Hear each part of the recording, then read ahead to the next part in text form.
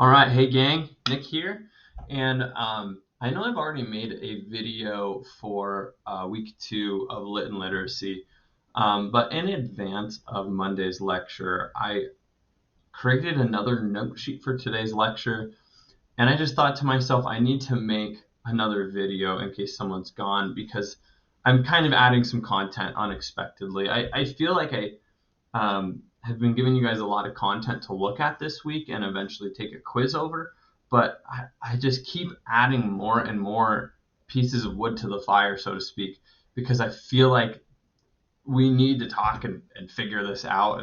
And so, yeah, here's an additional lecture. It will also be on your quiz on Friday, and it is also super important. So take notes. I'll have these note sheets available in Moodle for you. And I will bring some hard copies for the in-person students to take notes as well.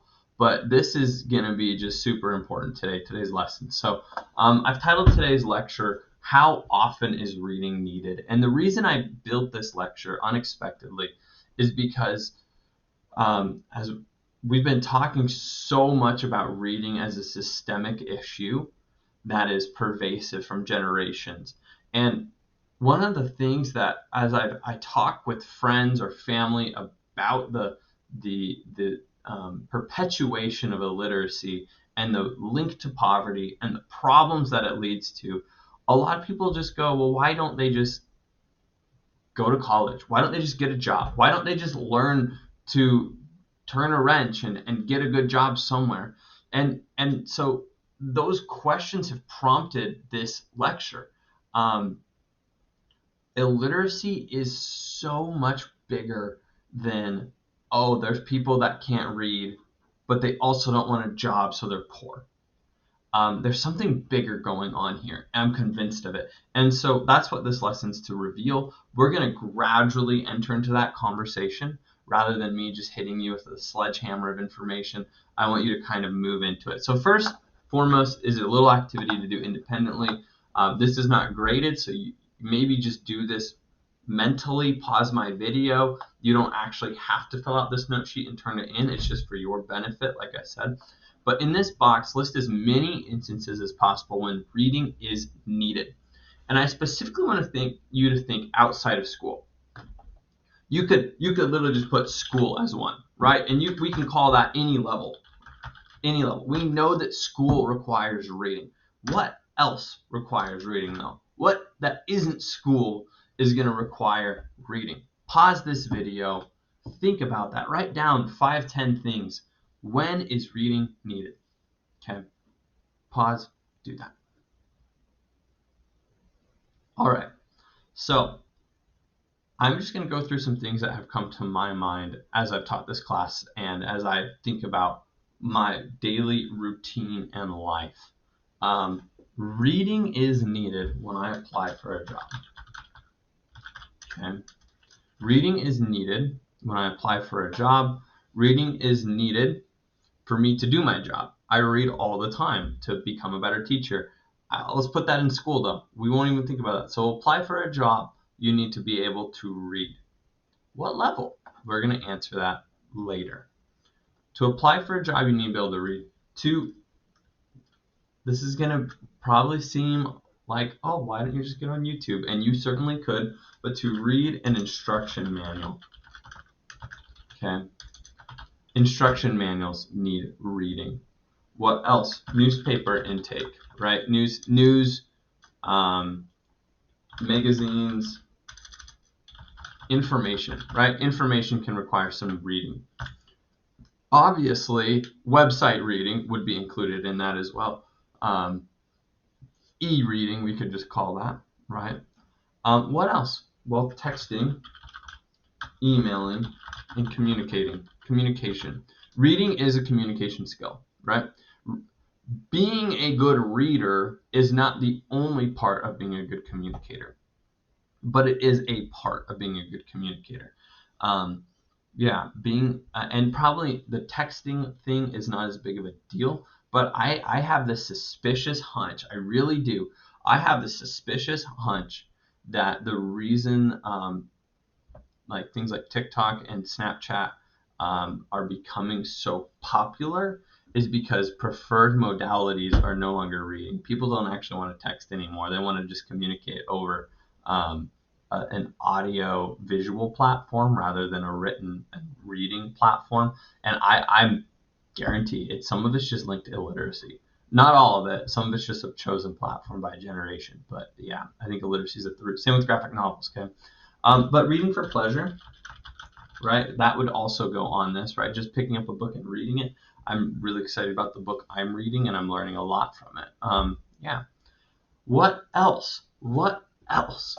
Well, we could probably add more to this list, but for the sake of time, I'm not going to continue adding things. But I want to highlight that there is a mixture of interpersonal moments and professional moments. Okay? There's a mix of interpersonal and professional.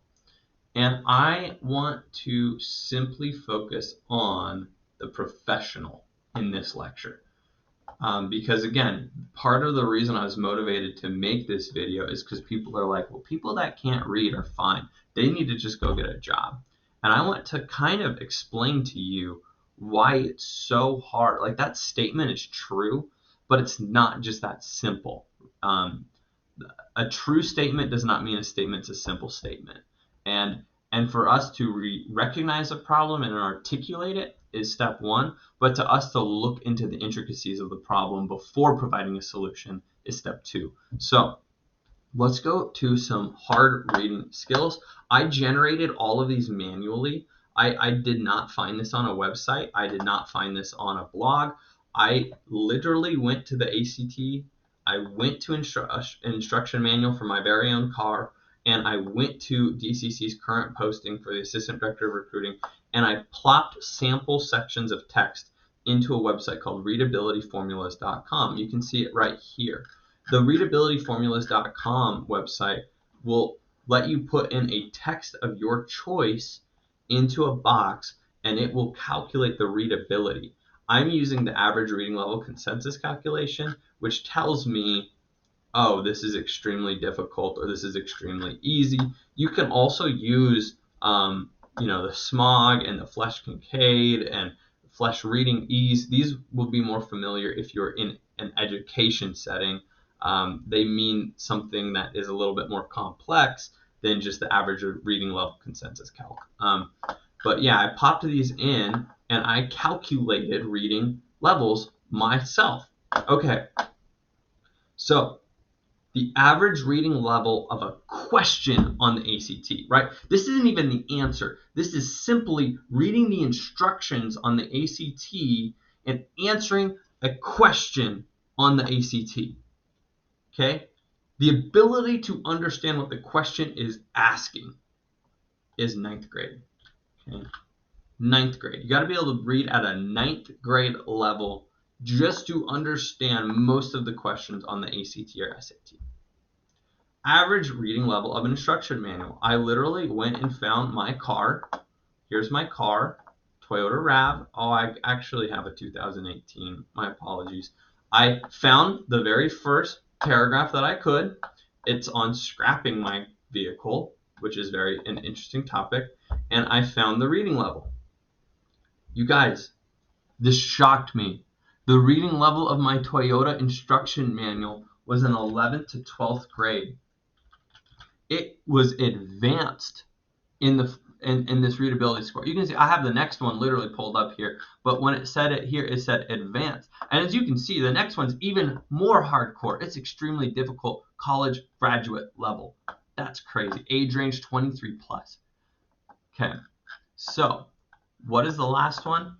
Our assistant director of recruiting job. This used to be my job at DCC.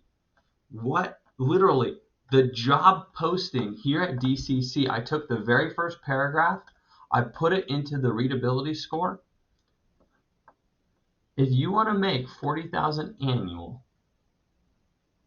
working for DCC, and you pull up this job post and you start reading this paragraph, as you can see, plopped right into the readability check. is difficult. Extremely difficult. Reading the job posting is a college graduate reading level.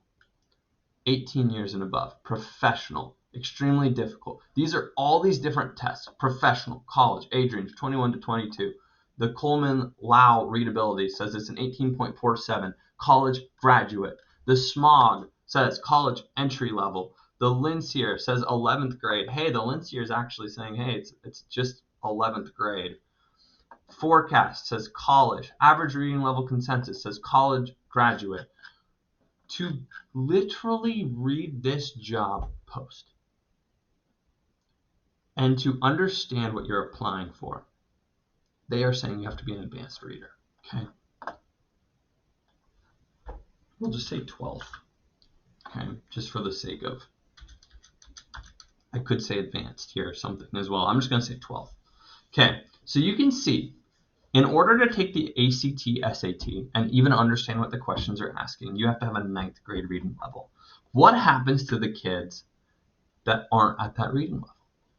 They will not do as well on the ACT or SAT simply because their reading level, not because of their understanding of the information. When something breaks down, obviously YouTube is everyone's first choice, but if there's no YouTube video, going and getting the instruction manual out is not an option for a lot of people because you got to be able to understand information at 11th, 12th grade level. DCC's current posting of even applying for this job and understanding what's required of you is 12th grade. This is going to scare people off, you guys. Very competent people, I would imagine. Remember, the average person reads at a 6th grade level. So if an average person just stumbles across DCC's website, says, I'd love to move to Glendive, I'd love to be the recruiter, and they pull up our posting, oh, this is really advanced. I'm not sure I'm cut out for this. Whether or not their skills can speak to that job. Okay, this is a big deal. So this is part of the reason why illiteracy is systemic, okay? Part of the reason why illiteracy is systemic is because at some point the world starts to function under the assumption that people can read well. And that assumption is safe in many instances, but for those that the assumption misses, those who are not reading well, we are not finding ways of repurposing information so that the average person or the below average person can access jobs, instructions, tests, that kind of thing. Now, YouTube has solved a lot of these issues. TikTok and Snapchat have found ways of increasing communication and learning, right? Learning is occurring in an audio-visual way. As it is right now, you're watching a video. I didn't write this to you. I'm making a video for you. So it's not a lost cause. But what I do think is important is that we realize there are barriers to entry within the workforce because of reading levels. Okay, now that was one bit of research that I just did haphazardly this morning. I want to talk to you a little bit about a more important research that I've done. In my graduate program, I did my graduate work specifically to focus on bias. And I know that sounds really weird, but I am just convinced that even in the most information-rich society of all time, people are more biased than ever. We can look at both sides of an argument more easily and more availably than ever before, and yet we will stick our flags in the sand and say, I won't even consider the other side more than ever. So I conducted a bias test on my 7th graders back when I was a teacher in 7th grade, and I cross-referenced it with the reading scores that they already had, and I wanted to look at who is able to even realize that something's biased. And then the next step was a little bit harder to test, but that was who is able to recognize their own bias in relation to the text presented, formulate an opinion, maybe even listen to opposite sides. It's something called Rogerian rhetoric that I was really exploring. you don't need to know about that. But when you take EDU 222, we talk a lot about Rogerian rhetoric. But so I'm looking at I was looking at three populations. I was looking at students who were below a third grade reading level, students who were above a sixth grade reading level, and then the middle population. That was my control. Here's what I found. My students who are below the third grade reading level, 70% of them even recognized that two opposite texts had different opinions on an issue. Okay, so this is seventh graders. I could give them, let me just use a really, really easy to understand, a Fox News article and a CNBC article, and they were unable to determine that the Fox versus the CNBC had different political views. Okay, I didn't just do politics, but that's my example. And here's what they did. They ended up doing one of two things. They assumed the information in both texts was the same, and they couldn't get it. They couldn't get it, right? They just said, well, this is about the president, or this is about this issue or climate or whatever, and I guess I just don't really understand what they're saying. They just assumed they didn't get it. Okay? They never once thought these are different. Where am I at, right? Or if they did understand that, oh man, there's some different views going on, they ignored the text that they disagreed with. Okay? When I asked them, these are the students that are like, hey, these are different. Okay, which one? Did you read them both? Well, no, because I read this one, and that's the one I agree with. They literally had very, very minimal interest in trying to understand another side or an opposing viewpoint. Okay? Now, when I did this same experiment with my students who were above a 225 on their NWEA, so this is above the sixth grade reading level, they very readily saw these are different claims, these are different opinions, different biases.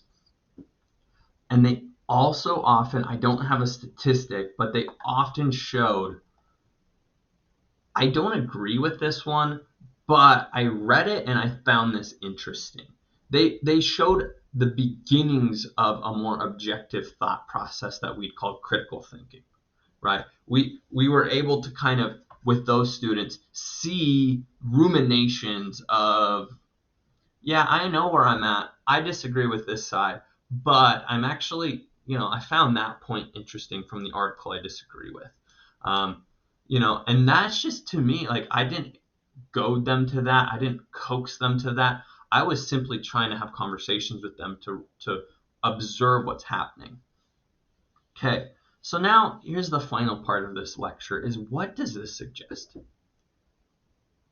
I'm not going to fill this out. I want you to fill it out. If you're watching this online and you're an online student, just think about it. You don't have to email me. You don't have to journal. There's no discussion post. Just think about it. What is this study teaching us? Okay? If you want to email me, you can with your thoughts, but I'm not going to give you points for this. I just want you to think about it. In class, we're going to have a little discussion about it. If we have time, we might not have time. I don't know how long this lecture will take in class. But what does that suggest about the world? Remember, 7th grade. Reading levels don't really improve a whole lot after 7th grade unless there's some really strategic interventions. A lot of kids that can't read in 7th grade can't read in life. Now, my hope and my big goals in life is to somehow increase reading intervention in 7th grade and 8th grade and 10th grade and 12th grade. Right? That's my big hope, is that we're teaching all the kids to read no matter what grade they're in. We never lose them. They never get left behind, some would say. Okay. All right. This is today's lecture. I hope that you enjoyed it. And of course, there's a bit of work for you to do on Moodle still, separate from this. The big thing is that you guys are listening to episode 1 and 2 of the Sold a Story podcast. Make sure you read the articles I have up there. Watch the other lecture I have up there if you're not in person. we have a quiz Friday. I'm going to get the quiz made today, and I'm going to get it posted up there. So if you really, really want to get ahead, you can. But for now, we're just going to keep rocking and rolling with information. And then next week, big picture, you're going to tackle this on your own in what's called the wonder component of the EWS framework that we're doing in this class. Okay, so you're going to draft your own research question and come up with your own plan. You're going to share it with me, and then you're going to do it, which is going to likely require you to go talk to somebody in the real world about literacy. Okay, that's this class's game plan. That's the content for today. Cheers, y'all. Have a wonderful rest of the day.